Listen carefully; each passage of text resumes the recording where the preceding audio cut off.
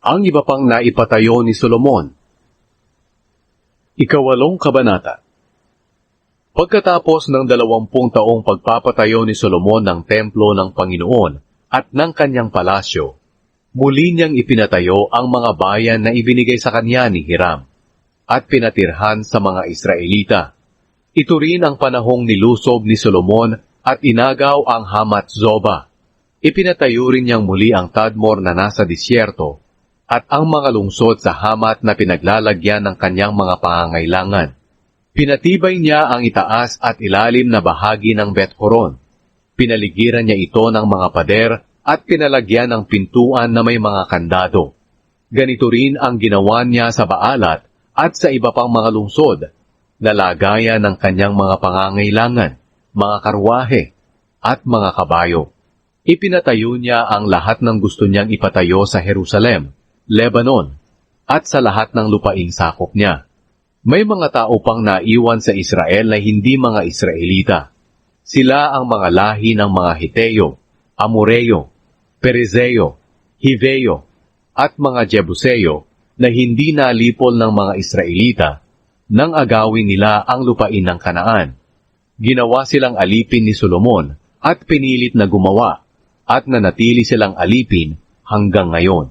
Pero hindi ginawang alipin ni Solomon ang sinumang Israelita. Sa halip ginawa niya itong kanyang mga sundalo, mga kapitan ng kanyang mga sundalo, at mga kumander ng kanyang mga mangangarwahe at mga mangangabayo. Ang 250 sa kanila ay ginawa ni Solomon na mga opisyal na namamahala ng mga gumagawa sa kanyang mga proyekto.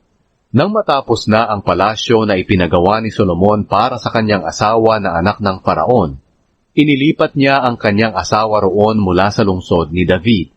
Sapagkat sinabi niya, "Hindi pwedeng tumira ang asawa ko sa palasyo ni Haring David, dahil banal ang lugar na iyon, dahil naroon dati ang kahon ng Panginoon."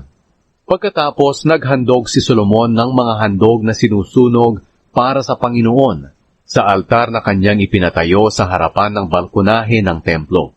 Tinupad niya ang utos ni Moises na maghandog ayon sa nararapat na ihandog araw-araw at sa panahon ng araw ng pamamahinga, pista ng pagsisimula ng buwan, at ng 3 pista na ipinagdiriwang taon-taon, ang pista ng tinapay na walang pampaalsa, pista ng pag-aani, at pista ng pagtatayo ng mga kubon.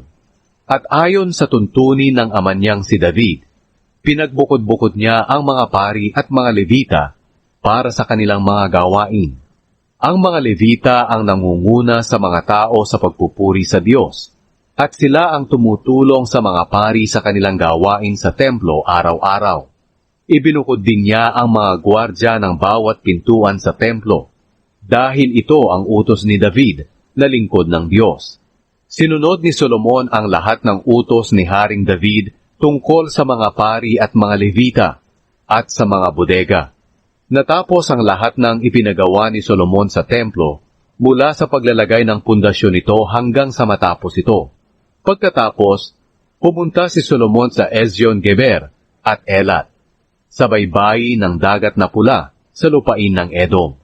Pinadalhan siya ni Hiram ng mga barko na pinamahalaan ng sarili niyang mga opisyal na mahuhusay na mandaragat. Naglakbay sila kasama ng mga tauhan ni Solomon papuntang Ophir. At sa pagbalik nila, may dala silang mga 16 na toneladang ginto at dinala nila ito kay Haring Solomon.